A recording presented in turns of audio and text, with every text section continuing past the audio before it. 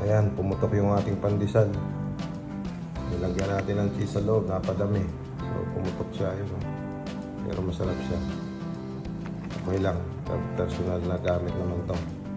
Ayan, oh. Pumutok siya. Pero masarap ang lasa.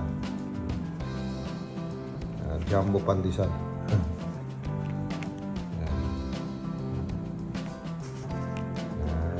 Wala naman tayong pang breakfast ng 4 days. Okay? Enjoy. Kaibigan, magandang umaga. Kumusta, pre? Mabuti, pre. How is our pandesal, your breakfast? It was very nice, kaibigan niya. You I see? appreciate your efforts. Yes. Yes. Thank you very much. Enjoy your vacation, yeah? Thank you. And don't forget to send video to me for my YouTube channel. No problem. You Okay? have money.